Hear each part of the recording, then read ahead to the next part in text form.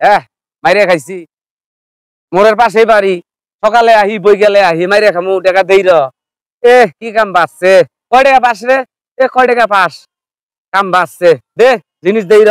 সকালে আহি বই গেলে আহি মোরের পাশে বাড়ি আর কাহিনী করবার নইছ আমরা গ্রামে বসবাস করি বা আমি গ্রামে বসবাস করি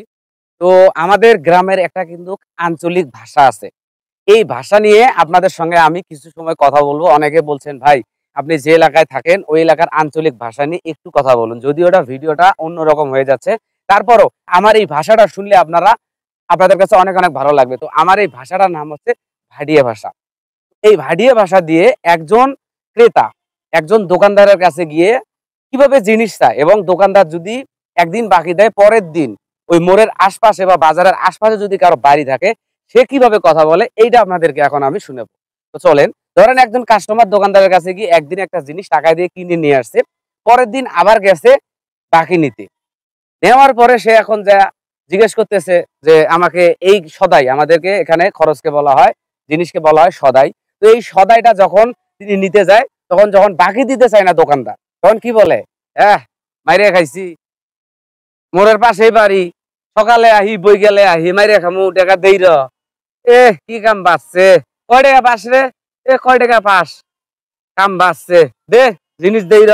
সকালে আহি বই গেলে আহি মোড়ের পাশে বাড়ি আর কাহিনী করবার নইছ অত কথা হুন্ডের বাড়ি না তুই জিনিস দিবি কি না এটা আমার আগে ভালো করে কও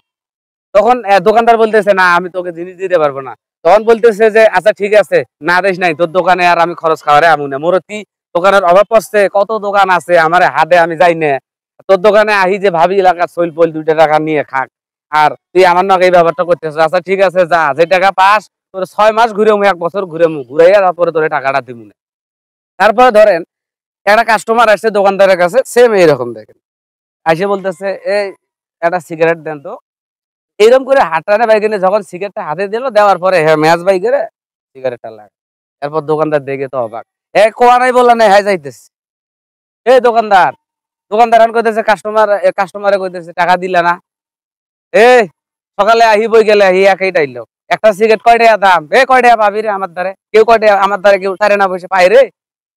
এই হচ্ছে আমাদের এলাকার ভাষায় আমি আপনাদের সঙ্গে একটু কথা বলার চেষ্টা করলাম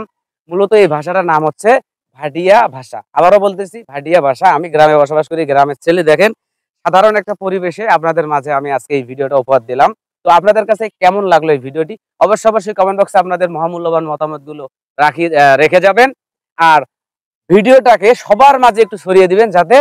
সবাই এই ভিডিওটা দেখতে পারে আর আপনাদের আঞ্চলিক ভাষায় একটা লাইন হলেও কমেন্ট বক্সে লিখে যাবেন ধন্যবাদ আপনাদের সবাইকে ভালো থাকবেন সুস্থ থাকবেন আল্লাহ হাফেজ